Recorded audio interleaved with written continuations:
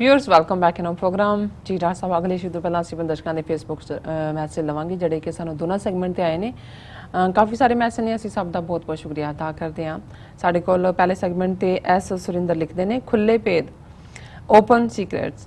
ਕਿੰਨੇ ਪਾਠਕਾਂ ਨੇ ਇਹ ਕਿਤਾਬ ਪੜ੍ਹੀ ਹੈ? ਜੇਕਰ ਕਿਸੇ ਨੇ ਇਹ ਕਿਤਾਬ ਪੜ੍ਹੀ ਹੈ ਤਾਂ ਤੁਹਾਡੇ ਦਿਮਾਗ ਅੰਦਰ ਤੂਫਾਨ ਜ਼ਰੂਰ ਆਇਆ ਹੋਵੇਗਾ। ਸਿੱਖ ਲੀਡਰਾਂ ਦਾ ਸਿੱਖ ਜਦੋਜਹਿਦ ਵਿੱਚ ਕੀ ਰੋਲ ਰਿਹਾ ਹੈ, ਅੱਜ ਕੀ ਕਰ ਰਹੇ ਹਨ। ਇਹ ਕਿਤਾਬ ਭਾਰਤ ਸਰਕਾਰ ਦੀ ਆਈਬੀ ਵਿੱਚ ਰਹਿ ਚੁੱਕੇ ਅਧਿਕਾਰੀ ਮਲੋਏ ਕ੍ਰਿਸ਼ਨਾ ਧਰ ਨੇ ਲਿਖੀ ਹੈ। ਇਸ ਦਾ ਪੰਜਾਬੀ ਵਿੱਚ ਅਨੁਵਾਦ ਹੋ ਚੁੱਕਾ ਹੈ। ਜੇਕਰ ਤੁਸੀਂ ਭਾਰਤ ਸਰਕਾਰ ਦੀਆਂ ਖੁਫੀਆ ਨੀਤੀਆਂ ਸਮਝ ਗਏ, ਤੁਹਾਨੂੰ ਸਿੱਖ ਕੌਮ ਨਾਲ ਵਾਪਰ ਰਹੇ ਦੁਖਾਂ ਦੀ ਸਮਝ ਆ ਜਾਵੇਗੀ। ਕਿਉਂ ਸਿੱਖ ਸੰਘਰਸ਼ ਇੰਨੀਆਂ ਕੁਰਬਾਨੀਆਂ ਦੇ ਬਾਵਜੂਦ ਸਫਲ ਨਹੀਂ ਹੋ ਸਕਿਆ?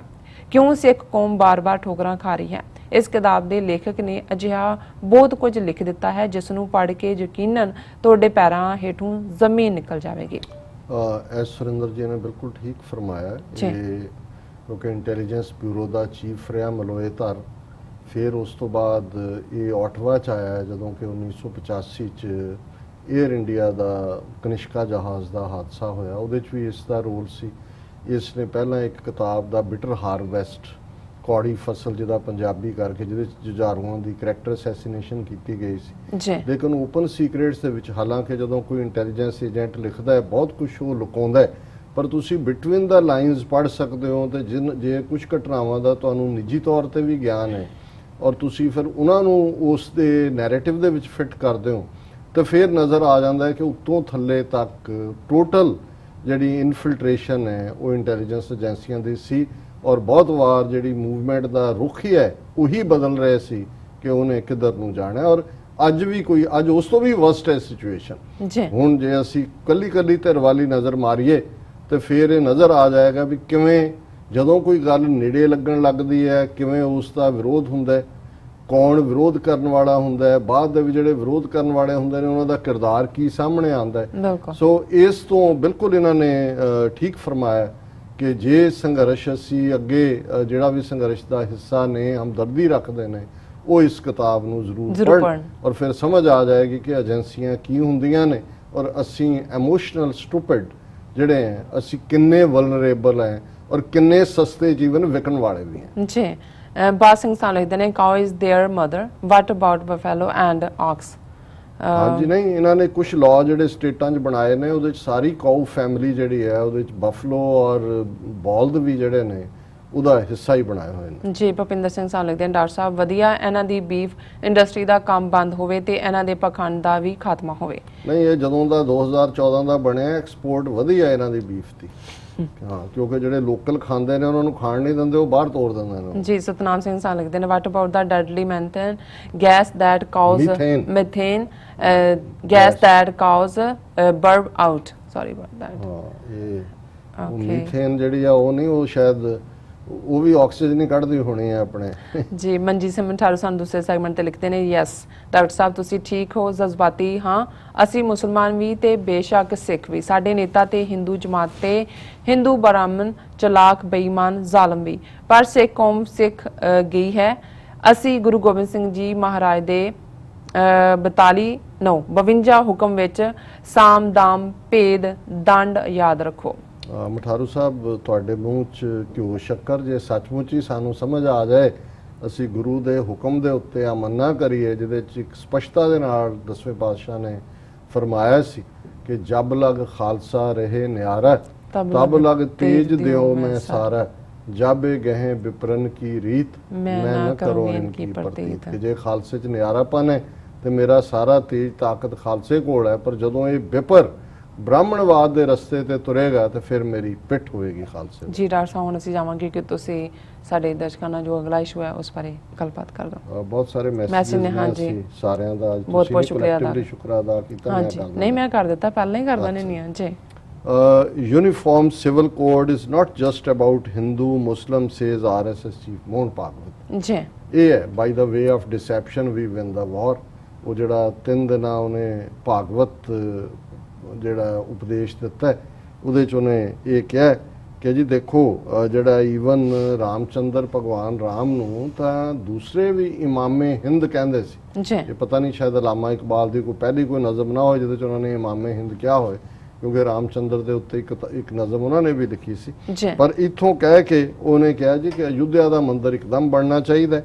ਪਰ ਜਿਹੜੀ ਗੱਲ ਯੂਨੀਫਾਰਮ ਸਿਵਲ ਕੋਡ, ਹੁਣ ਯੂਨੀਫਾਰਮ ਸਿਵਲ ਕੋਡ ਕੀ ਹੈ ਕਿ ਮੁਸਲਮਾਨਾਂ ਦੇ ਲਈ ਭਾਰਤੀ ਸੰਵਿਧਾਨ ਦੇ ਵਿੱਚ ਮੁਸਲਿਮ ਪਰਸਨਲ ਲਾਅ ਹੈ, ਈਸਾਈਆਂ ਦੇ ਲਈ ਹੈ, ਪਾਰਸੀਆਂ ਦੇ ਲਈ ਹੈ। ਔਰ ਇਹਨਾਂ ਦਾ ਇਹ ਹੈ ਕਿ ਵੀ ਇਹਨਾਂ ਸਾਰਿਆਂ ਨੂੰ, ਕਿਉਂਕਿ ਆਲਰੇਡੀ ਕਹਿ ਚੁੱਕੇ ਨੇ ਕਿ ਭਾਰਤ ਦੇ ਵਿੱਚ ਹਰ ਇੱਕ ਦੀ ਪਛਾਣ ਹਿੰਦੂ ਦੀ ਹੈ। ਜੇ ਤੁਸੀਂ ਮੁਸਲਿਮ ਪਰਸਨਲ ਲਾਅ ਥੱਲੇ ਗਵਰਨ ਹੁੰਦੇ ਹੋ ਤਾਂ ਮਤਲਬ ਤੁਸੀਂ ਹਿੰਦੂ ਨਹੀਂ। ਸੋ ਇਹਨਾਂ ਦੀ ਇੱਕ ਸ਼ੁਰੂ ਤੋਂ ਰਿਹਾ ਵੀ ਸਭ ਨੂੰ ਤੁਸੀਂ ਉਹਨਾਂ ਦੇ ਖਤਮ ਕਰੋ। ਯੂਨੀਫਾਰਮ ਤਾਂ ਬਾਕੀ ਪਾਲਿਆ ਦੂਜਿਆਂ ਲਈ ਤਾਂ ਪਹਿਲਾਂ ਹੀ ਹੈ, ਪਰ ਇਹਦਾ ਮਤਲਬ ਇਹ ਹੈ ਕਿ ਜਿਹੜੇ ਮੁਸਲਮਾਨਾਂ, ਈਸਾਈਆਂ ਔਰ ਦੂਸਰਿਆਂ ਨੂੰ, ਪਾਰਸੀਆਂ ਨੂੰ ਜਿਹੜੇ ਸੈਪਰੇਟ ਪਰਸਨਲ ਲਾਅ ਮਿਲੇ ਨੇ, ਜਿਹੜੀ ਸਿੱਖਾਂ ਦੇ ਵੀ ਮੰਗ ਰਹੀ ਹੈ। ਧਰਮ ਯੁੱਧ ਮੋਰਚੇ ਦੇ ਵਿੱਚ ਇੱਕ ਮੰਗ ਸਿੱਖ ਪਰਸਨਲ ਲਾਅ ਦੀ ਸੀ ਕਿ ਜੇ ਤੁਸੀਂ ਸਾਨੂੰ ਹਿੰਦੂ 25-20 ਦੇ ਥੱਲੇ, ਹਿੰਦੂ ਐਕਟਸ ਦੇ ਥੱਲੇ ਸਾਨੂੰ ਕੱਢੋ ਬਾਹਰ, ਔਰ ਸਾਨੂੰ ਜਿਵੇਂ ਮੁਸਲਮਾਨਾਂ ਔਰ ਈਸਾਈਆਂ ਔਰ ਪਾਰਸੀਆਂ ਦੇ ਲਈ ਅੱਡ ਪਰਸਨਲ ਲਾਅ ਹੈ ਸਾਨੂੰ ਵੀ ਦਿਓ। ਪਰ ਇਹ ਤਾਂ ਉਹਨਾਂ ਦਾ ਵੀ ਭੋਗ ਪਾਉਣ ਦੀ ਗੱਲ ਹੈ। ਔਰ ਇਹ ਕਹਿ ਰਿਹਾ ਹੁੰਦਾ uniform civil code he sad when it is discussed it is framed as a Hindu-Muslim issue, but it is not limited to that. A uniform code will alter practices of everyone including Hindus. Tribals have their own laws, keeping in mind the ਝੂਠ ਬੋਲ ਰਿਹਾ sir, ਜ਼ਾਹਰ ਹੈ ਕਿ ਵੀ ਉਹਨਾਂ ਦੀ identity ਖਤਮ ਕਰਨ ਦੀ ਗੱਲ ਹੈ। ਪਰ ਜਿਹੜੀ ਇੱਕ ਉਹਦੀ ਓਰੀਜਨਲ ਕੋਟ ਮੈਨੂੰ ਜਿਹੜੀ ਹੈ ਉਹਨੇ ਆਪਣਾ ਮਨ ਬੋਲਿਆ। ਉਹਨੇ ਕਿਹਾ 1000 वर्ष की बीमारी ठीक करने के लिए अगर 100-150 साल हमको नीचे झुककर रहना पड़ता है तो ये महंगा सौदा नहीं है। कि 1000 साल ਤੋਂ ਬਾਅਦ ਅੱਜ ਸਾਡੇ ਹੱਥ ਪਾਵਰ ਆਈ ਹੈ ਕਿ ਕੁਝ ਇਸ਼ੂਜ਼ ਤੇ 100-150 ਸਾਲ ਸਾਨੂੰ, ਇਹ 100-150 ਤਾਂ ਇਹਨੇ ਐਵੇਂ ਹੀ ਕਿਹਾ, ਉਹ 2-4 ਸਾਲ ਹੀ ਮਤਲਬ ਹੈ ਇਹਦਾ ਕਿ ਵੀ ਜੇ ਸਾਨੂੰ ਜਿਵੇਂ ਰਿਜ਼ਰਵੇਸ਼ਨ ਦਾ ਇਸ਼ੂ ਹੈ ਔਰ ਉਹਦੇ 'ਚ ਕਹਿੰਦਾ ਸਾਨੂੰ ਝੁੱਕ ਕੇ ਵੀ ਰਹਿਣਾ ਪੈਂਦਾ ਤੇ ਇਹ ਮਹਿੰਗਾ ਸੌਦਾ ਨਹੀਂ ਹੈ। ਤੇ ਜੇ ਅਜੇ ਵੀ ਸਾਨੂੰ ਇਹਨਾਂ ਦੀ ਸਮਝ ਨਹੀਂ ਆ ਰਹੀ ਤਾਂ ਫਿਰ ਸਾਡਾ ਵੀ ਰੱਬ ਹੀ ਰੱਖ ਹੈ। ਜੀ ਡਾਕਟਰ ਸਾਹਿਬ, ਹੁਣ ਸਾਡੇ ਦਰਸ਼ਕਾਂ ਦੱਸ ਦਿਓ ਅੱਜ ਦਾ ਵਿਚਾਰ। ਜਿਵੇਂ ਵੀਰਵਾਰ ਦੇ ਪ੍ਰੋਗਰਾਮ 'ਚ ਅਸੀਂ ਭਗਤ ਨਾਮਦੇਵ ਜੀ ਦੀ ਬਾਣੀ ਦੇ ਉੱਤੇ ਵਿਚਾਰ ਕਰਦੇ ਹਾਂ ਜੀ। ਉਹਨਾਂ ਦੇ 59 ਸ਼ਬਦ ਭਗਤ ਨਾਮਦੇਵ ਜੀ ਦੇ, ਜਿਹੜੇ ਮਹਾਰਾਸ਼ਟਰ ਦੇ ਬਹੁਤ ਵੱਡੇ ਸੰਤ ਹੋਏ। ਉਹਨਾਂ ਦਾ ਲਗਭਗ 12ਵੀਂ-13ਵੀਂ ਸਦੀ 'ਚ ਉਹਨਾਂ ਦੀ ਜਿਹੜੀ ਹੈ ਉਹ ਉੱਥੇ ਹੋਂਦ ਸੀ। ਉਹ ਵਿਚਰੇ, ਪੰਜਾਬ 'ਚ ਵੀ ਆਏ, ਜ਼ਿਲ੍ਹਾ ਗੁਰਦਾਸਪੁਰ ਦੇ ਵਿੱਚ ਉਹਨਾਂ ਦੀ ਯਾਦ ਜਿੱਥੇ ਉਹਨਾਂ ਨੇ ਰਹਿ ਕੇ ਪ੍ਰਚਾਰ ਵੀ ਕੀਤਾ। ਵੱਡਾ ਗੁਰਦੁਆਰਾ ਸ਼ਾਇਦ ਨਿੱਕੇ ਘੁੰਮਣਾ 'ਚ ਹੈ ਜਾਂ ਘੁੰਮਣਾ 'ਚ ਹੈ, ਮੈਨੂੰ ਯਾਦ ਨਹੀਂ, ਉੱਥੇ ਵੱਡਾ ਮੇਲਾ ਵੀ ਲੱਗਦਾ। ਔਰ ਅੱਜ ਜਿਹੜਾ ਸ਼ਬਦ ਹੈ ਉਹਨਾਂ ਦਾ ਗੌਂਡ ਰਾਗ ਦੇ ਵਿੱਚ ਇਹ 26ਵਾਂ ਸ਼ਬਦ ਹੈ। 25 ਸ਼ਬਦ ਅਸੀਂ ਆਲਰੇਡੀ ਵਿਚਾਰ ਚੁੱਕੇ ਹਾਂ ਜੀ। ਔਰ ਇਹ ਸ਼ਬਦ ਹੈ ਗੌਂਡ ਰਾਗ 'ਚ, ਮੋਹੇ ਲਾਗਤੀ ਤਾਲਾ ਬੇਲੀ, ਬਛਰੇ ਬਿਨ ਗਾਏ ਅਕੇਲੀ, ਪਾਨੀਆਂ ਬਿਨ ਮੀਨ ਤਲਫੈ, ਐਸੇ ਰਾਮ ਨਾਮਾ ਬਿਨ ਬਾਪਰੋ ਨਾਮਾ ਰਹਾਓ। ਜਿਵੇਂ ਰਹਾਓ ਦੀ ਪੰਕਤੀ ਕੇਂਦਰੀ ਭਾਵ ਹੈ ਸ਼ਬਦ ਦਾ। ਭਗਤ ਜੀ ਫਰਮਾਉਂਦੇ ਨੇ ਕਿ ਜਿਵੇਂ ਪਾਣੀ ਤੋਂ ਬਿਨਾ ਮੱਛਲੀ ਤੜਫਦੀ ਹੈ, ਪਾਨੀਆਂ ਬਿਨ ਮੀਨ ਤਲਫ ਹੈ, ਐਸੇ ਰਾਮ ਨਾਮਾ ਬਿਨ ਬਾਪਰੋ ਨਾਮਾ। ਇਸ ਤਰ੍ਹਾਂ ਜੇ ਮੇਰਾ ਰੱਬ ਦੇ ਨਾਂ ਤੋਂ ਵਿਛੋੜਾ ਪੈ ਜਾਏ ਤੇ ਮੈਂ ਵਿਚਾਰਾ ਬੇਸਹਾਰਾ ਜਿਹਾ ਬੰਦਾ, ਨਾਮਾ ਨਾਮਦੇਵ, ਮੈਂ ਇਵੇਂ ਹੀ ਤੜਫਦਾ। ਜੇ ਮੇਰੀ ਰੱਬ ਤੋਂ ਵਿਤ ਪੈ ਜਾਏ ਤੇ ਮੇਰੀ ਤੜਫ ਇਹੋ ਜਿਹੀ ਹੁੰਦੀ ਹੈ ਜੋ ਜਿਹੀ ਜੇ ਮੱਛੀ ਜਿਹੜੀ ਹੈ ਉਹ ਪਾਣੀ ਚੋਂ ਬਾਹਰ ਕੱਢ ਲਈ ਜਾਏ ਜਿਵੇਂ ਉਹ ਤੜਫਦੀ ਹੈ। ਔਰ ਉਸ ਦੀ ਸ਼ੁਰੂਆਤ ਸੀ ਸ਼ਬਦ ਦੀ, ਮੋਹੇ ਲਾਗਤੀ ਤਾਲਾ ਬੇਲੀ, ਬਛਰੇ ਬਿਨ ਗਾਏ ਅਕੇਲੀ। ਤਾਲਾ ਬੇਲੀ ਹੁੰਦਾ ਤਿਲ ਮਿਲਾਟ, ਮਾਲਵੇ ਦੇ ਵਿੱਚ ਕਹਿੰਦੇ ਨੇ ਅਚਵੀ, ਅਨਕੰਫਰਟੇਬਲਨੈਸ, ਕਿ ਵੀ ਮੈਨੂੰ ਮੋਹੇ ਲਾਗਤੀ ਤਾਲਾ ਬੇਲੀ, ਕਿ ਮੈਨੂੰ ਬੜੀ ਜਿਹੜੀ ਹੈ ਉਹ ਅਚਵੀ ਲੱਗੀ ਹੋਈ ਹੈ, ਬੜੀ ਤਿਲ ਮਿਲਾਟ ਹੋ ਰਹੀ ਹੈ। ਕਿਵੇਂ? ਬਛਰੇ ਬਿਨ ਗਾਏ ਅਕੇਲੀ। ਜਿਵੇਂ ਜਦੋਂ ਮਾਂ ਤੋਂ ਜਿਹੜਾ ਉਹ ਬੱਚਾ ਵਿਛੋੜ ਦਿੱਤਾ ਜਾਂਦਾ ਹੈ, ਬਛੜੇ ਨੂੰ ਪਾਸੇ ਕਰ ਦਿੱਤਾ, ਜਿਹੜੀ ਗਾਂ ਦੀ ਤੜਫੜਾਹਟ ਹੈ ਉਸੇ ਤਰ੍ਹਾਂ ਮੈਂ ਤੜਫ ਰਿਹਾ। ਫਿਰ ਪਾਨੀਆਂ ਬਿਨ ਮੀਨ ਤਲਫ ਹੈ, ਪਾਣੀ ਤੋਂ ਬਿਨਾ ਮੀਨ ਜਿਹੜੀ ਮੱਛੀ ਹੈ ਉਹ ਤੜਫਦੀ ਹੈ। ਐਸੇ ਰਾਮ ਨਾਮਾ ਬਿਨ ਬਾਪਰੋ ਨਾਮਾ, ਕਿ ਮੈਂ ਨਾਮਦੇਵ ਜਿਹੜਾ ਰਾਮ ਤੋਂ ਬਿਨਾ ਜੇ ਉਹਦੇ ਨਾਲ ਵਿਥ ਪੈ ਜਾਏ ਤਾਂ ਮੈਂ ਇਵੇਂ ਹੀ ਤੜਫਦਾ।